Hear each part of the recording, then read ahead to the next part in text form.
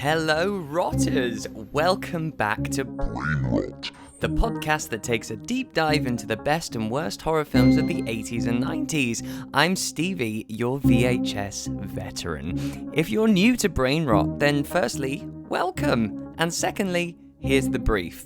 On this podcast, we open up our virtual VHS store and take a trip down memory lane by exhuming those overlooked and almost forgotten horror movies of the 80s and 90s, most of which I haven't seen in nearly 30 years, and some of which I only know by the VHS cover art.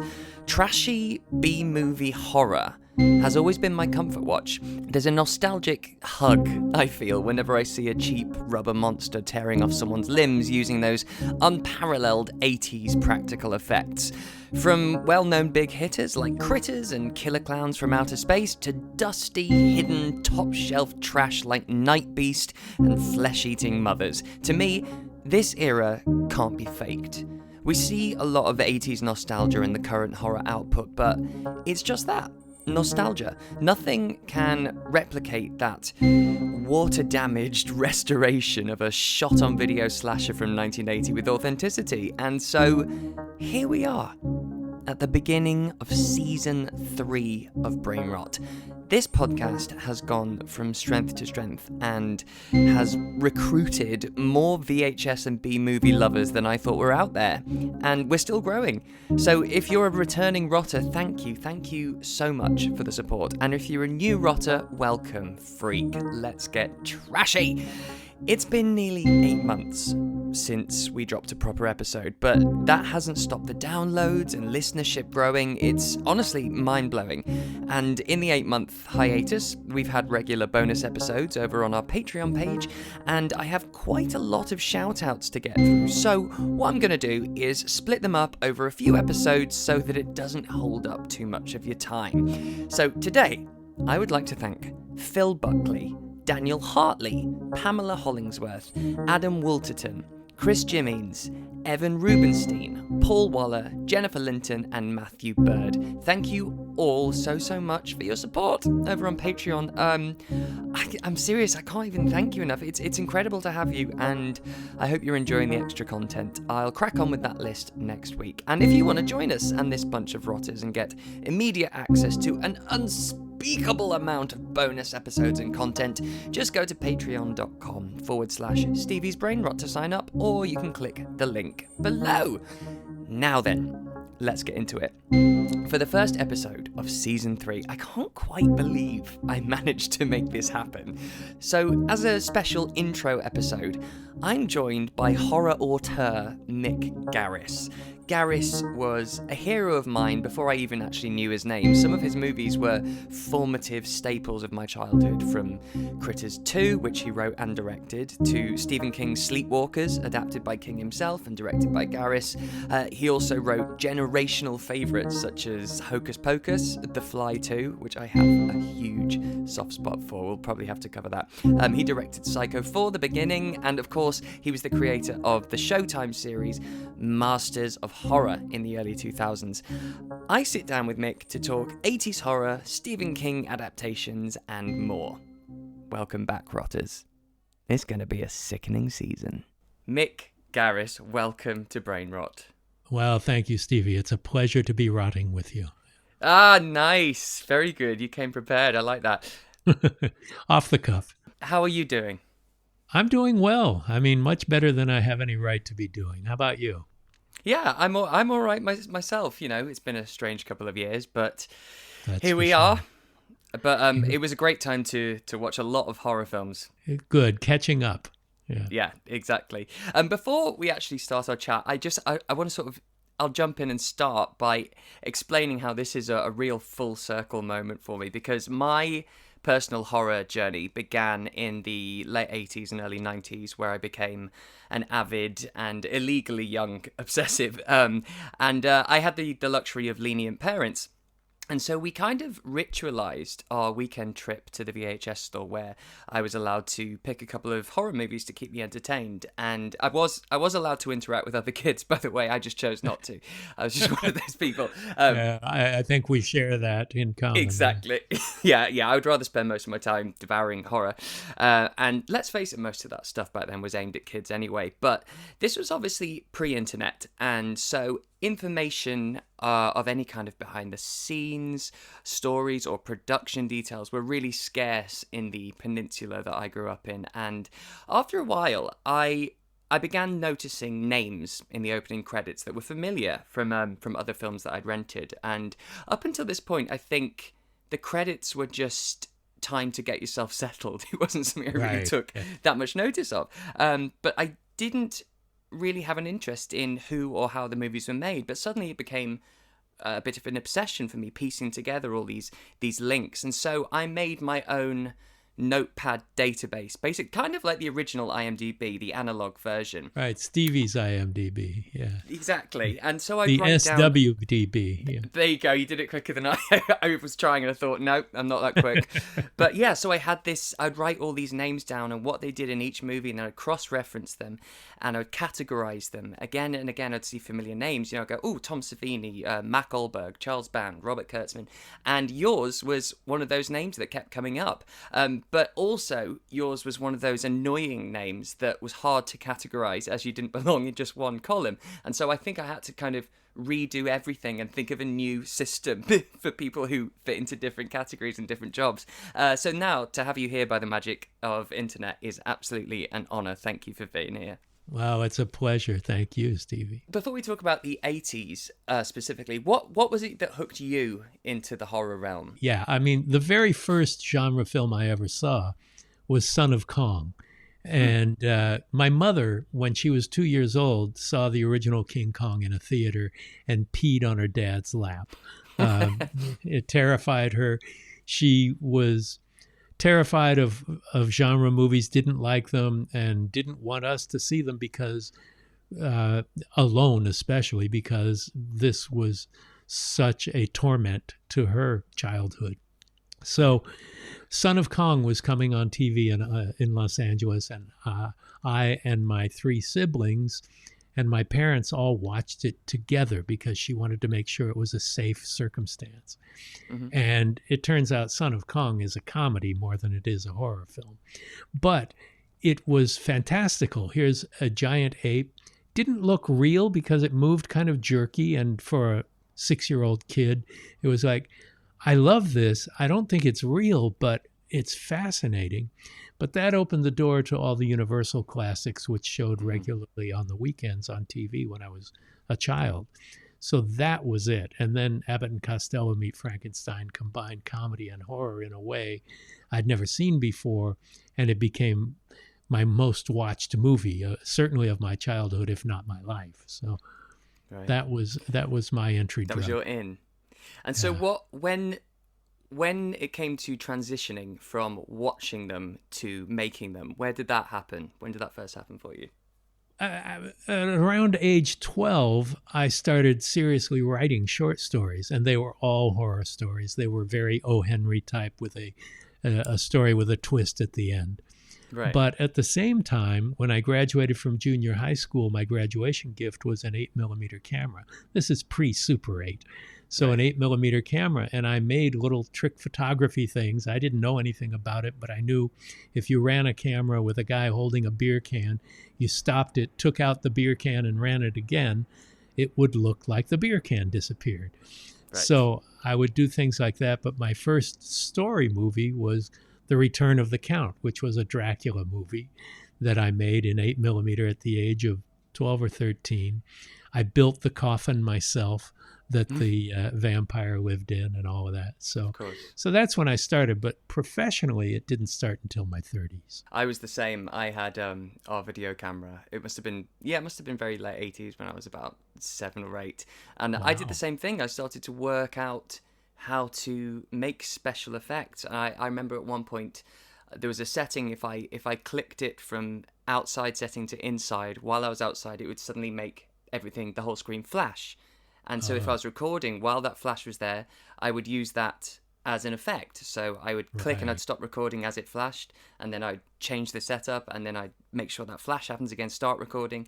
And I did exactly the same thing, and you start to make it. But that wasn't for me so much the being behind the camera, but it was the effects. I was obsessed with the effects, and being a child of the 80s, you know, the rock stars to me were those guys. It was all the special effects creators. And but I want to talk specifically about the arrival of the home video market, because I was born in the middle of the video nasty controversy in the UK, and so I grew up in a time and a place where horror fans I wasn't a fan yet, but they were demonized and labeled these twisted deviants, you know, which was awesome because it made the forbidden fruit that much shinier and tastier. But do you think the arrival of that VHS, do you think it changed horror itself? Well, it changed it in a lot of ways. Yeah, one thing that changed was that you didn't have the requirement to get into a movie theater. So people could make movies at a budget that was lower than a theatrical release, but still have a platform to sell it. And so home video made a huge difference because it opened the door to a flood of no-budget movies. And you didn't need a star. What you needed was, you know, gruesome effects or awesome kills or things like that. So it really lowered the quality of what was available there. And there was a glut of garbage and sequels to garbage and sequels to garbage and things like that. So, but it also was the heyday of the practical makeup effects, as you say, the Savinis and Rick Bakers and all the people who were making magic that had never been done before, led by Dick Smith, who was very free with offering advice to all these young Turks who had been doing it in their mother's kitchens and the like. But yeah, so storytelling became less important, and it was more about the effects and the splat, and you know, it became a "can you take this" sort of thing. Particularly the video nasties, which tried to go further than anyone had gone before. You know, it was updating what Herschel Gordon Lewis had done in the 60s, people were doing in the 80s. So I don't think it had, for the most part, a good effect on storytelling and movie making, but it did create a generation of people who thought of themselves as filmmakers who never thought that way before. In my childhood, I had never imagined I could actually make movies. And, you know, the generation after me, which was the generation growing up in the 80s, suddenly it became doable. You know, you had a video camera, you had monsters, you had friends who were into it. When I was into horror movies in my childhood, nobody else I knew was. So I was in the gutter by myself. Yeah. But in the 80s... We all met each other there. Yeah, exactly. But in the 80s, it was very different because it suddenly felt accessible, and there were film schools everywhere. Film festivals became rife, and the idea that one could actually create movies and find an audience for them, it became attainable in the 80s, whereas it had never been before. Yeah, I also think the era is responsible for, or is where true horror fandom was born, because I always point this out, and I know that you do too, and I've heard you say before that, you know, you don't get romantic comedy conventions, you don't get Western all-nighters or courtroom drama meet and greets where, I don't know, Callista Flockhart will sign your gavel. I mean, it's the immediate bond of horror is that which only we know, and of course anyone outside that bond can't quite fathom it. It is pretty unique, and I do think it was born out of that era. It was, and it was Fangoria magazine, and it was Starlog and things like that. And Fangoria started doing conventions through the creation people, and it was a way for us outsiders, to us gutter snipes, to actually get to know each other and share the passion that the real world, the mainstream world, did not understand.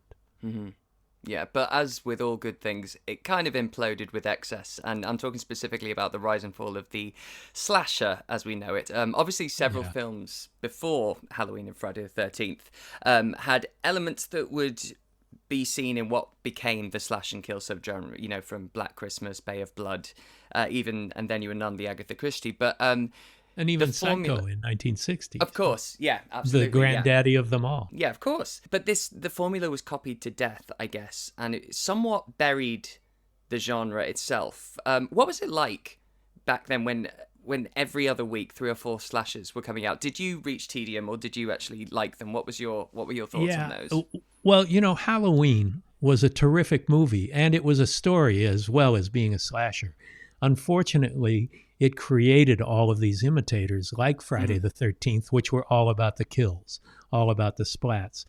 And I found it kind of depressing because the 70s was filled with imagination and really, you had the Texas Chainsaw Massacre on the independent end, and then all the way over on the studio end, you had The Exorcist and The Omen, and they were making movies that were beautifully written with terrific actors, and even something like Texas Chainsaw or the David Cronenberg movies.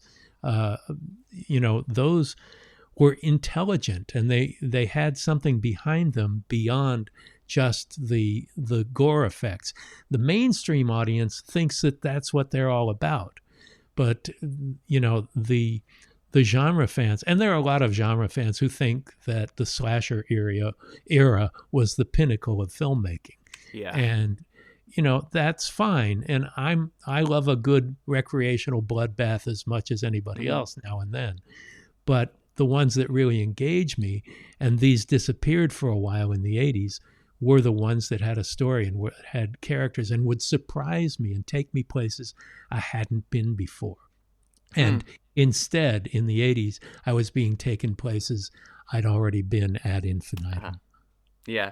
Yeah, it feels like until quite recently, we've kind of been paying for the 80s in terms of horror being respected and looked at as a viable genre. Because as you say, the 70s was full of acclaimed and even Oscar-winning horror, but it's taken a while. Do you think that's purely because nobody's been making good enough horror, or is it generational? And is it a recovery period? Well, I think it's a recovery period, but it's been a long recovery period. We're in the 2020s now. I suppose also the thing is, those splatter films were, of course, there were lots of them in the 70s, but they were confined to 42nd Street. They weren't out in the video shops, I suppose. Right. And it was a more personal, more intimate situation. But I think with the number of platforms available to everybody now, the streaming platforms, the pay-per-view, the on-demands, the Shutters of the world, the HBOs of the world, and things like that, there are so many outlets to fill, and there is a niche. Shudder fills a niche that didn't exist before in a great way, and it's beautifully curated. They have really terrific stuff in there, whatever kind of genre films you want to see. But I think it's still difficult to separate the wheat from the chaff. When you go to look at, iTunes and try to find, Apple Movies and try to find a horror film, you just see hundreds of thumbnails of things you've never heard of before. And how do you find those? And that's the beauty of the internet, too. Websites, podcasts, things like that. That's where I find the movies that don't reach the theaters, that are interesting, and it's outside of the Rotten Tomatoes world, where usually if a genre film on Rotten Tomatoes with the mainstream press gets a really high rating, beware. But if there's an independent film that's interesting, you won't find out about it on Rotten Tomatoes. You'll find out about it on Fangoria or Dread Central or Bloody Disgusting or any of these sites that even in my gray years, I still am passionate about. Yeah, I think that's probably the closest we'll get to recreating that time when you kind of take a punt, because I miss, with great sincerity, I miss that moment of having to gamble on a movie with a VHS, and all you'd have to go off is the engrossing cover art and the blurb on the back. There was no with Googling the reviews. Emphasis on the gross. Yes, thank you. Yes. Couldn't Google reviews. You couldn't watch the trailer on YouTube. You just had to pick it, pay for it, and then you've parted with your money before you realise it's a pile of shit. And with eras move so quickly, where do you think horror's headed? Because I do think we're in a good place. Where do you think we're headed, or where it's going to go? I think we're in a really good place because diversity has become important to getting films made. You know, I love the fact that there are more women making films, more, just all the perspectives, whether it's gender or ethnicity. There are new voices out there that are telling a broader range of stories. And I think that's really healthy. Slashers are there, sure, but there are ghost stories being told in ways that weren't, you know, the zombie movie will never end, and maybe, you know, I kind of wish it would. The only thing worse right now than a zombie movie to me is a found footage zombie movie. But there's been a few of those. Yeah, but then there are exceptions, like One Cut of the Dead, which came out of Japan, which is absolute genius. For 20 minutes, you think you're watching just another zombie movie, and then it's like, oh, wait a minute. Oh, shit. Holy shit. Yeah, we're going somewhere new. And those voices from around the world are really important. And it's something I was introduced to because I go to film festivals around the world, but the average viewer is not. And the only way to experience that is by sharing. And these websites and magazines that are an important part of fandom, not just fandom, but film appreciation. Yeah, I think that is one of the best things about streaming and services like Shudder, as you say, is all the international titles that people are watching who would never, well, be able to find it, let alone want to watch it. And I mean, this isn't horror, but, you know, the fact that Squid Game was a #1 program across the entire globe. Yeah, and nobody who would have guessed that? Right. Yeah, and so I think it's in a really, really wonderful place. But back to the 80s. So the 80s and early 90s were obviously, they were a breeding ground for Stephen King adaptations, naturally. Right. Well, actually, has it ever stopped? I don't know. We're in it's another big surge. It's more popular now than ever, I'm afraid. Yes, yeah, exactly. But he and his source material, I feel, always managed to maintain their class, even the not so good ones. I find an immediate comfort when I'm in a King world, whether that be the first page of a novel or the first scene of an adaptation, big budget, small budget, TV, miniseries, good or bad.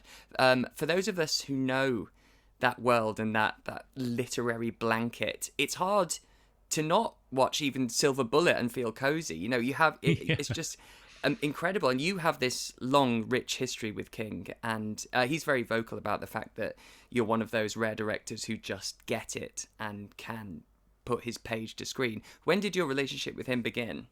Well, it really began on Sleepwalkers.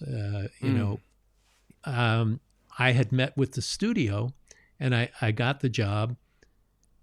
Or they told me I got the job, and then they said, you know, as a favor to this agent, we have to meet with another filmmaker just to fulfill our obligation. Right. The next day, after they said, you know, you've got it, but we have to do this. Well, the next day they hired the other guy, and the other guy started rewriting everything King had done, and was writing stuff that had nothing to do with what you ended up seeing in Sleepwalkers. So I got a call to come and have lunch at the studio with the studio execs, and they moved me into my office. I did not have any idea I was being hired after that they had fired the guy they chose and brought me in. And so I talked to King on the phone a lot because there would be notes that had to be addressed in the script, and better me talking to him than a studio executive because we were on the same page. So we got to know each other on the phone before we ever met. We never met until shooting his cameo scene in Sleepwalkers. And then after the film was complete, I showed my cut to him at a screening room called Magno in New York City. And there he was with, you know, busted out sneakers and jeans that were ripped and all this stuff. You'd never guess the most successful author in history. And just he and his wife, Tabby, and we watched the film together, and he was hooting and hollering and laughing and screaming. And it was just, It was just the best experience you could imagine. So that showed we were simpatico. And then along comes The Stand, and he said, I'd like Mick to do it. Wow. And so what a text to take on. Amazing. Well, the script itself was a 450-page script, 460 pages. Yeah. And I had that on double VHS, or was it? I know it was 4. It was on 4 VHS. I remember it's 2 double cassettes. Yeah, it was an amazing experience, and really, I think I engendered his trust because I respected what he was all about.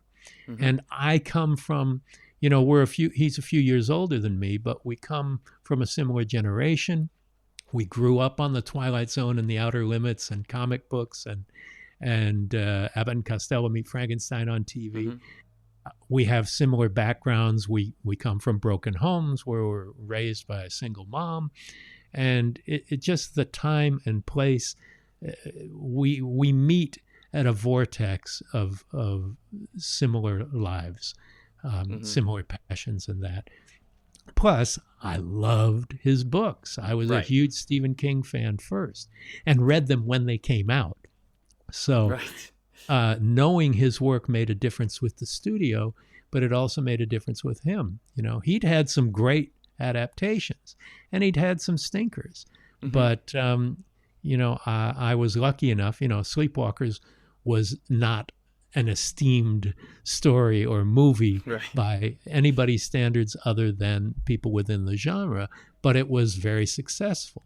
So then being able to work on The Stand, which was a bona fide bestseller, highly rated masterpiece that even the mainstream acknowledged was terrific, to move into that side rather than the drive-in movie side of Stephen King's passions was a giant step for me. And everything I'd done before that was on a very small scale. Suddenly I'm doing this 100-day shoot in 6 states with 125 actors. And, it changed my life personally and professionally. And that was Sleepwalkers that did that. That you mentioned Stephen King's cameo in that. That whole cameo section, I think it's about 1 hour in. Because a lot of 80s movies thought it was really cool to name characters after horror legends with surnames like So-and-so King or Mr. Hooper or Mrs. Barker, But you just straight up had the actual legends cameo in that movie. That must have been quite a day on set. It was amazing. Well, there were 2 days on set with cameos. One was Toby, Clive, and Steve. And all 3 of them, Clive and I had been friends for a couple of years before that. We hadn't worked together, but we almost did. We had the same agents, and we became friends, and we're working together now on a project, and still one of my closest friends. And Toby and I was doing publicity on Poltergeist. And that's when we met, and he used to watch my Z Channel show, the Fantasy Film Festival, interviews and the like. And so we became friends. And when I read the script, I thought, first of all, Steve has to be the gatekeeper there. And what about Clive and Toby? And then in the sheriff's station, getting John Landis and Joe Dante in. John really inspired that. He, I think, was the first director who cast directors in his movies. And so that was something. Directors never work together. And this is a way that they do. They can brighten the mood on a set just by having your friends there, having Cynthia play a part in there, my wife. It just makes for a more cohesive and enjoyable experience. What a trajectory that set you on with King, though, because how many... imagine if you told them you were allergic to cats and they said, oh, you better not do this one. Because you are, aren't you? I was allergic to cats. And then, but somehow my wife brought a cat home and I got used to it. Yeah, that's what happened to me. Yeah. I was horrendously allergic when I was a kid. If there was a cat within 8 meters, I would be wheezing, my eyes would Yeah. be red, and I had to live with someone when I moved out of somewhere. I had to live with someone who had a cat, and it was hell for a week. And then my immune system just kind of went, right, okay, let's rejig a bit, and it looks like we're staying here. And then I sort of got used to it and got over it. Amazing, the human body. Yes, it is an incredible machine. It really is. Do you have a favorite king that you've worked on? Because how many is it now? I've lost count. I think there's 8, but Wow. because of the Michael Jackson video and things like that, Of course. it's hard to figure out Ghosts the exact was that. number. Ghosts, yeah. Michael Jackson. I remember I used to go, because I've worked with Michael Jackson. I performed with him at the Brit Awards in 1996, and it was a Wow. big controversy because during we were doing Earth Song, and I was one of his children in rags, and there was a lead singer of a band called Pulp called Jarvis Cocker, and while Michael was up on the crane doing his bit, this lead singer ran on and started pulling a moonie and started disrupting the performance, and he knocked me, and I fell off stage into the audience and cracked my my rib. God. And then there was this huge sort of media whirlwind around it, saying he came on, he was punching kids in the face, all this sort of stuff, and it turned into this massive front page, every newspaper Wow. scandal. And so we were branded liars because some other kids started saying, "Oh yes, he kicked me," and it was ridiculous. But I got to perform with Michael Jackson, and then at the very end of that, he pulls off his rags and he's wearing a very sort of angelic white silk Right. one piece. And when I hugged him, I apparently, because I cut my ear as well, I got blood on it, and so they actually televised a bit of rehearsal for that last bit. So that With was Stevie's blood. quite the story. Yes. Quite a story. But also I was a member of MJ Day, which was something they used to do once a year in London, and you'd pay a certain price and it would just be held at a town hall or something, and there'd be lots of merchandise and they'd play maybe a new song. And I went to the first ever UK screening of Ghosts, and it was at MJ Day, Wow. and it blew our socks off. Yeah. To see that in a theater. I mean, having been a zombie in Thriller, Of course, yes, you were, weren't you? that was my first introduction to him, and my experiences with him were all wonderful. And He was actually the first person to call me Stevie. oh well, there you go. So that's why you kept it. It is, You were because he said, christened. Yeah. he said, "What's your name?" And I said, "Steve." And he said, "I'm going to call you Stevie, like my friend Stevie Wonder." And I was like, "Wow, I'll keep that."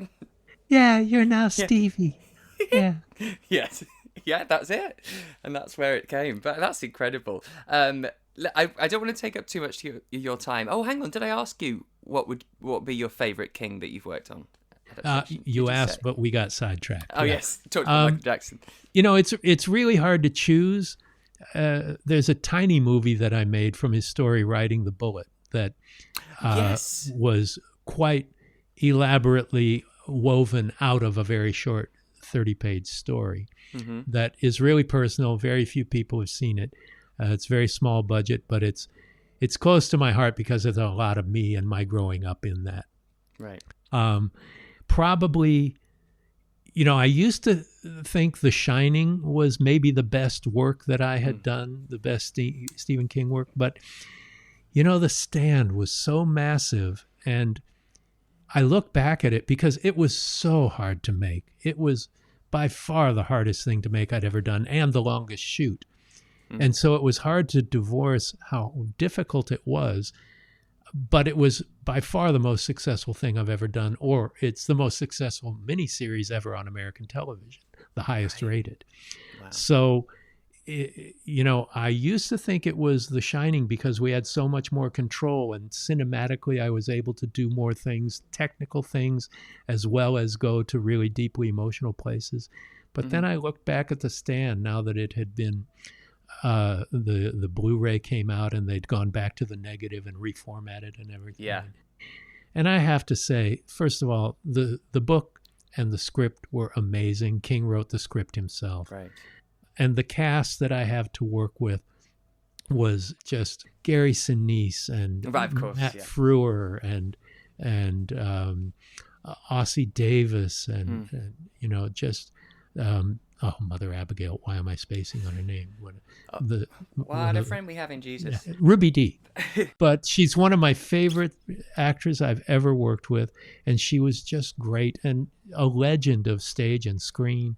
But I look at that and feel like I was so lucky that so many elements came together so beautifully, and getting the chance to do something and doing something that large, I had a lot to prove. And there are scenes I watch now and I think, God, I kind of knew what I was doing there, and you don't always feel that way. No. Even when something turns out well or is a success, but it is wonderful, and it's epic as well, and it's so beautiful. I actually saw it before I read the book because I owned the book, but it was just a lot to undertake because it's such a tome. And I think I'd read Salem's Lot, which took me a long time, and I was very young, so I saw that before I actually read the book, and so that was my introduction to it. So I can only picture your world that you created and that whenever I think of the sound, and it's so wonderful.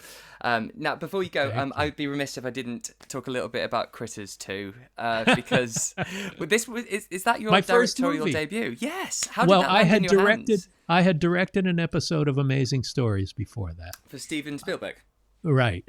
But it was my first feature, and I had done a Disney TV movie, which was my first thing I ever directed, called Fuzz Bucket, which is actually on Disney Plus, but don't look at it. Of course it is. That's the thing. That's the thing. You can't get away now. All these old films are dredged up, aren't they? And I had to mention it, right? Yeah. But yeah, it was my first movie, and Critters had been a very Spielbergian kind of low-budget, $2 million movie that had gotten some success. Considering its budget, it was very successful. Mm-hmm. And so they were going to make Critters 2, and they came to me, I think because, first of all, I'm a writer as well as a director. Yeah. So they needed a rewrite. The original writer felt that he had done all that he was going to do, and New Line thought that there was more work needed. And they offered it to me because not only they were getting 2 for 1, a writer and director, but also having rubbed shoulders with Steven Spielberg for a couple of years was a greater enhancement, enhanced value purchase here when you get me. So because they were making something that was a Spielbergian sort of influenced franchise, they wanted somebody who'd actually been in the camp. And so that was an opportunity. Yeah, there were things that had been sent to me or offered to me where they were big budget movies, studio movies that, had a lot of effects or all kinds of things that, and I didn't want my first movie to be something that was too much for me to handle. So instead, it's a greenlit movie. You rarely get a chance to be offered a greenlit movie for your first feature film. And I took it, and it was a $4 million movie that had optical effects, miniature effects, creature effects, makeup effects, dogs, children, animals, and everything that's difficult about making a movie and not much money to do it. So, but I could not be happier that I took that movie. It's the only, other than half of Quicksilver Highway, it's the only time I've done something that was really comedic. And, horror comedies are usually pretty dire. They're neither hard to get right, isn't it? And they're usually either funny or scary. Yes. And this, it had good bones in the original script by David Twohy, and they let me go wherever I wanted to. I brought in even more comedy and the like, and it was an opportunity. The movie failed miserably at the box office. Nobody went. I went opening night to my local theater up at Universal City. There were 3 people in the audience, and it was heartbreaking. But it probably cost more to run the electricity in the theater. Yeah, no doubt. But the good news is it has gained stature as the years have gone on, and it screens in theaters and film festivals. Easter time, it screens in cinemas, and it's amazing to me when I go to festivals, they still show it. And the Scream Factory did a beautiful Blu-ray of it. Oh, I have it, the box set. Yeah, I mean, it's great that there are some things that movies and television are made for now. They're not made for later. Mm-hmm. And if you have something that has a life later on, I mean, I'm lucky enough to have made The Stand, which is still people watch, wrote Hocus Pocus, which is now, just an iconic Halloween movie. And I'm grateful every day for the opportunities that I've had. Yeah. And Critters 2 really is, it's one of those rare films that you picture that before the original, mainly because of things like the Critter Ball or the Easter Bunny scene, and these other various vignettes. But it was also one of the films that I rented so often from my local VHS store that he eventually gave it to me. So I still have my big box Critters 2 VHS, and it is a prized possession, and I love it with all my heart. And I think Critters was actually the first franchise to set the tradition of horror franchises starting rural, then moving to the city, and then to space, because that was followed by Hellraiser, Leprechaun, Predator, Friday the 13th, and I think Critters was the first one to do that. That set the precedent. What was great about Critters 2 is it has a heart that you don't expect. Mm-hmm. There are wonderful scenes like the Critter Ball and changing into Freddy Krueger standee and that sort of thing. But the characters are actually sweet and likable, and it has a real sweetness to it that I can be attributed to the Spielberg background maybe. Mm-hmm. But it was important to me that the cast be in on it as well, and that they be well-rounded and interesting characters that have personalities unique to themselves. Mm-hmm. And of all the incredible work that you've done, for me, Critters 2 is, I think it was formative, and it was so special to me. Thank you. That, so I'm going to leave it there, because I just want to say thank you so much for coming on. And one day I'll meet you and I'll get you to sign my big box Critters 2. All right, I'll be in Manchester in November. Oh, see you there then. What are you doing there? Grimfest and the BFI are doing a not exactly a convention, but they're doing a celebration of monsters in the movies. And I'll be there, and Alice Krieger is going to join me, and we're going to show Sleepwalkers. Neil Marshall's going to be there, and they're still lining up guests, but it's going to be pretty exciting. That sounds absolutely wonderful. Well, hopefully I'll be able to get down there. But thank you so much for giving up your time, and it's been an honor to speak to you. A pleasure, Stevie. Thanks. Thank you.